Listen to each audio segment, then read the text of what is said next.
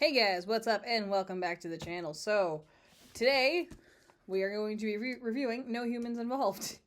The reason this took so long is because every time I went to go and sit down to review it, either I was super busy or something came up or I was sick. Because lately in the past couple of years, every February without fail, for whatever reason, my mom and I get sick, and it's like back to back. Granted, mostly Mother Nature's involved that second time, but even still, it's annoying.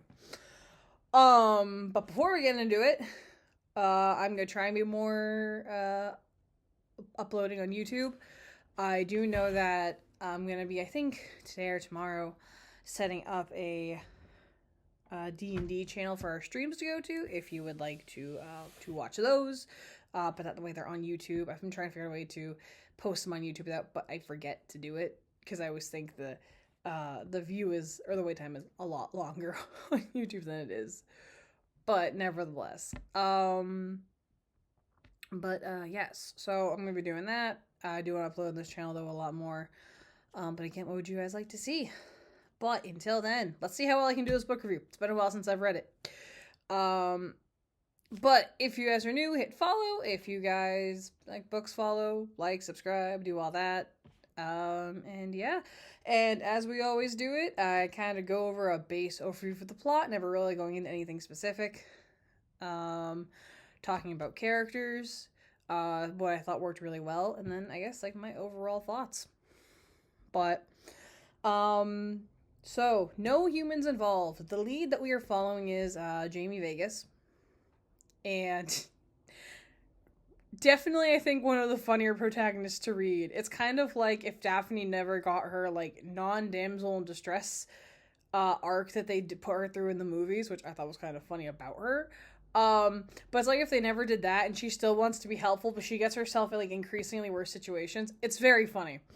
But Jamie is the protagonist. I believe it was the last book, Broken, that I don't remember who said it. But it was, I think it was Zoe. I think Zoe had a friend, and he was like, he knew a person who knew a person, and they were basically doing this show called A Death of Innocence, and they were going to try and raise Marilyn Monroe's spirit. And then that is where this takes place. She's doing that because in her mind right now, she wants to get a TV show, do that for a few years, and then stop doing anything showbiz related, so she can focus on council stuff because she wants to be helpful to the council. And that is what she wants to do, and that is why she's here. But all is not what it seems. I mean, aside that there's ghosts everywhere, there's a dead guy hanging from the chandelier and the thing that only she can see it. I forget what she calls it. What I did find interesting was it kind of it goes more into the ghost world a little bit. So, I forget what it's called, but there's certain ghosts that their death was either like so traumatic or so this, and this, that basically all of them, they're like how they died or something happened, like a fragmented memory is there, and that's always there. They explored this in Haunted, where in Paige and Lucas's house, where all three of them in Savannah lived, they lived there, but there was like this crying woman, and it was like a shroud of what it was. I'm gonna call it a shroud. But it's kind of interesting seeing that, which I find really cool to learn more about how that works. And also, side note, I did get a bunch of the short stories, so I have like all the books. I'm only missing Men in the Other World, but it's going to be coming in, I think, like on the 24th. But I'll have all the short stories, so I will be reviewing those as well. But yeah, so she's here. She's with two other people. I can't remember his name. His name is Grady, but my mind always goes to Mitch O'Grady from On the 12th Day of Christmas, the Hallmark movie. It's not Mitch O'Grady. It's like Bradley Grady or Grady Bradley or something. I can never remember his name. But there's Grady, and then there's Angelique. And all three of them are here. Grady is from the UK. He's like the hot shot from there. He focuses on, I think, like demons and ghosts, like evil spirits. And Angelique is new to it, and this is like her first breakout opportunity. But she is here, and then she invites, but Jamie's here. She invites Jeremy to stay with her for a week, because she has this mad crush on him. I will say there were chapters in this book, because they are the main couple in this, and you know what they were going to go down and do. I just skipped that. The thought of just watching and reading Jeremy do that after seeing him as like a primarily father figure throughout all the books, weird. I skipped that. But he does like her, and they do make out a few times, and there are a few actually kind of funny scenes. But we'll get to those. But I did skip those. But anyway, so she's there. She's inviting Jeremy, but the twins are sick because it's like they think they're first cold. He just wants to be there just in case. Plus, there's also they're the first known werewolf pups. To my knowledge, they're the first known werewolf babies known to man. I don't know if this is true or not. It's just something that I know. That's how I've known of it. But they're the first ones. So there's a lot of, what ifs, concerns, what have you. And so he can't make it till the next day. But they're at the party, and then there's like a little party in like a basement. It's like the launch party. Like, yeah, this is what we're gonna do. It's gonna be a grand time. But it's also reality TV, so, they have to slip that drama in there. And whatever.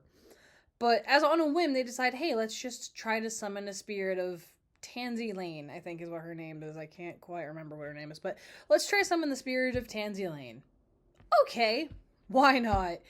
And Jamie tries to stay out of the spotlight because she's trying to play nice, but also the fact that she can actually see them. And granted, it's if she can see them, because it's not as easy as, let me sit down and do it. Let me just sit down and call upon Elvis Presley. That's not how it works. You have to do a lot more preparation with it.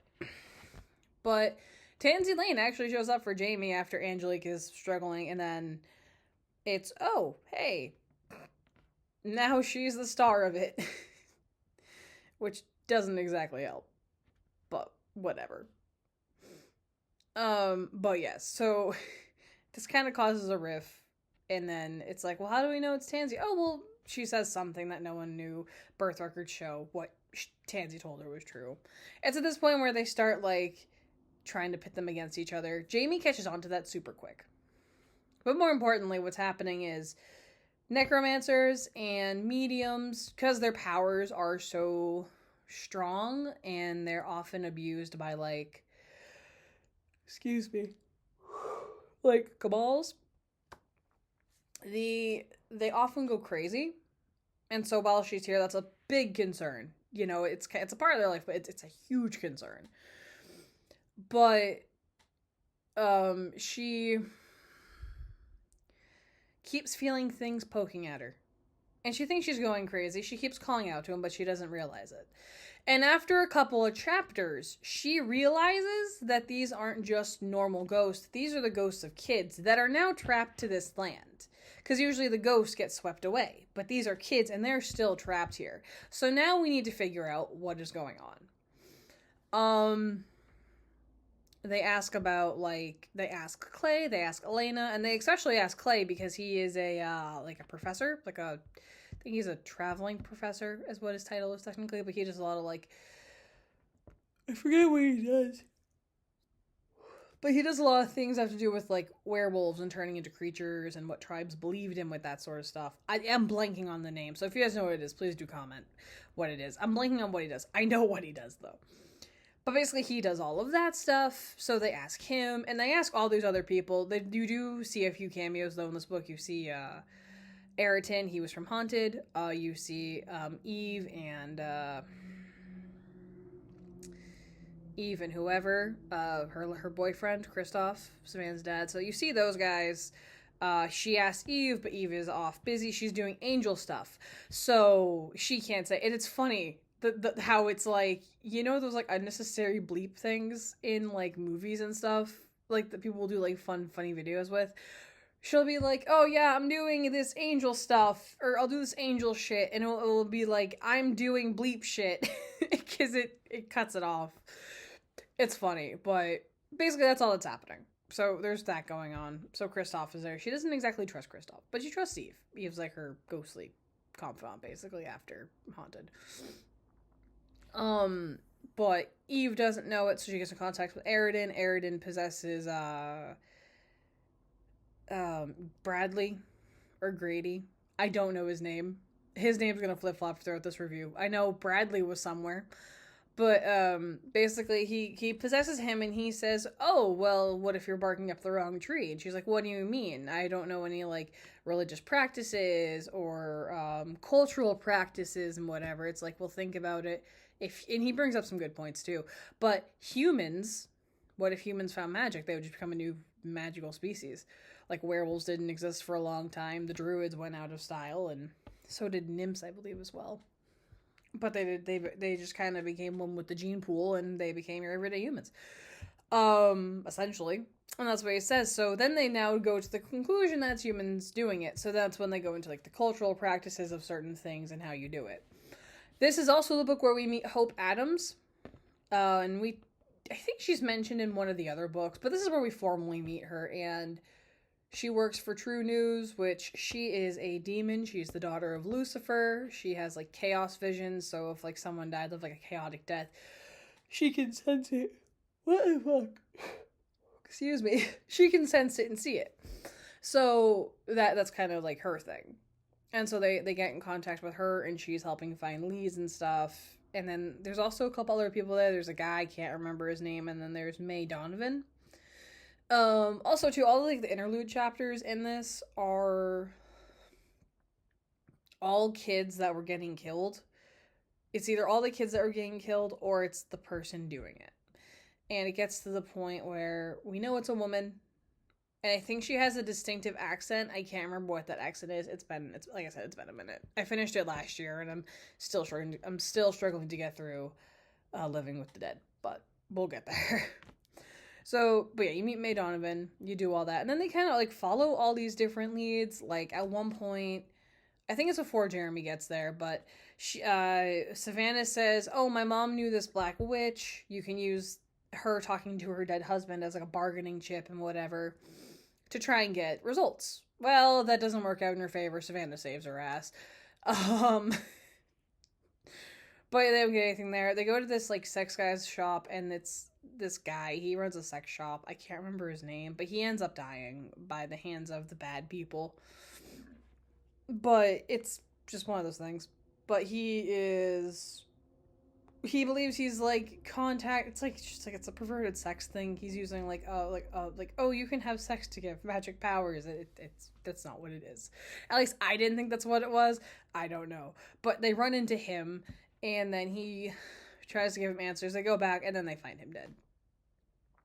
So it's one of those things. But they find that lead, then they find that one, and then I'm trying to remember the rest of it. But they do all these different steps. Eventually, because the show isn't getting enough really good ratings, or like they didn't like the drama of it, they're starting to cancel it. But then Jamie's like, well, we can't just leave. We really can't. Like, the ghosts are still here, so we have to do something. So she decides to essentially raise the dead. Because she found out she could do that in Broken. Because T was the really, really distorted necromancer. I envisioned her as one of my least favorite things in the fucking world. But that I digress. So she turns into one of these creepy things. But she says you can raise the dead. And she figures out how to. And she actually did that with summoning Rose, who... I can't remember his name from Broken, but the Jack the Ripper type guy. And the villain who summoned Jack the Ripper. They summoned him. He summoned zombies. She summoned Rose. So, she knows how to do it. But to end up to stay here, she has to kind of like cross the line, and then she has to summon the dead. And we meet a girl, I think her name was like Rachel Sky or something. And then she was like, oh, I was walking home from school, taking a shortcut, and then I got nabbed. And then that's kind of all she remembers, because I think the brain tunes out the bad part. But they summon her, they release her spirit, and then they make it so one of the other people, they have it be Brady, find the body. So it's not like, oh, Jamie found it. But then the news crew comes, and then everyone's like showing up, like, oh my god, there's a dead body here, and what have you, because they're renting the house. So the people who owned this house didn't know these things existed. We do see my favorite character make an appearance, Carl Marston, which was funny. But we see him make an appearance. We see so her and Jeremy, Carl, and Hope are all there. And then as all the news crews are there and all that, Jamie, trying to do a good thing, keyword trying, says, oh, Angelique and I are a part of this. Like, we both discovered it, or we both had feelings of this, essentially, and yada, yada, yada. Well, Angelique ends up dead, which confused me because I thought we would have not seen it, but it was like, it caught me off guard because either I missed something or there was just no good interlude to, oh, she's dead. So she dies, and so she's like, I have no time to worry about this now. I have to find Hope, and then Hope and Jamie get kidnapped. And, okay. The yawning can stop at any point in time. But basically, they get kidnapped. The culprit of this is Mae Donovan, because she's trying to create magic, because she knows she can and whatnot. She's trying to create it, but she found that you can burn humans and then take like their ashes and use that in magic. And she always has the upper hand because she's always practicing it, unlike the rest of the group. I think one of my favorite lines in this was, oh, hey, we're smart, reasonable people. If we all kill these kids together, or whoever together, no one's gonna snitch. We're smart, reasonable people. And I'm just laughing because, while to a degree that is smart, you are still talking about child sacrifice. It was just funny. But, they get kidnapped. They say, oh, well, yeah, it was us. And they go into their motives. Excuse me, what have you. I don't know why I'm yawning. But anyway, they go into it. They go into their motives. To make the rest of the book short, Carl and Jeremy come in after she raises the dead, like all the dead birds and shit on the walls. Carl and Jeremy come in, they do all the killing, they kill everybody. Everyone dies, and it's a happily ever after. Everyone lives. And the spirits are all whisked away, and they're now peaceful. So now they're... Because the more of the soul you use, the more you would, like, lose your words. Like, the more of the soul, like, the thinner it was, like, the lighter it was, and the more basically you'd be like erased from the world, because that's what was binding them, because their soul was technically still there. But that's what happens. But as for characters, it was cool to see Aridin again.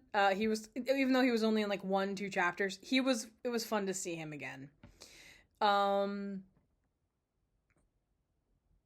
It was really cool to see Kristoff and Eve. I really do like those two. That was always a fun one, but it was good to see those guys again. But Jamie was the real star of the book, obviously.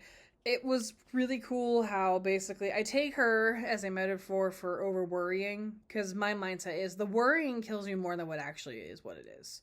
Like, if you're scared of having a heart attack, you're going to cause a heart attack because of worrying. And it's probably not exactly how it works, but it's just the example I just came up with. But basically, if the worrying is going to kill you more. The entire book, for the most part, she's like trying to live up to what her mother wanted. And then all of this, because she thought she wanted to be on TV. She's worried that she's going to end up crazy and all of this. And it's like some days are better than like others when it comes to worrying and what have you. But at the end of the book, she's like, I'm just going to do my own thing. I'm not going to worry about it. It's kind of like that metaphor of like, okay, I'm done worrying. And it was just really good to see her with.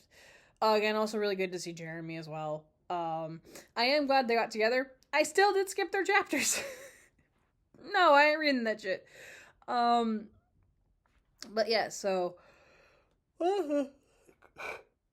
excuse me. But yeah, so, really good to see him again. And it was funny how he was like, hey, like, dating an alpha is dangerous for you and for me. It also goes into runes, which I think have a bigger plot into it later on.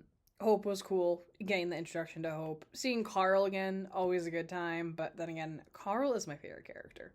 But where it was very interesting. Once it got into the plot, it was interesting. It was not what I was expecting. Then again, with these books, I really never know what to expect. Just like with Broken, I never expected the Jack the Ripper to get summoned by mosquito blood. But it was really good though. I don't know if I had really any like bad notes about it.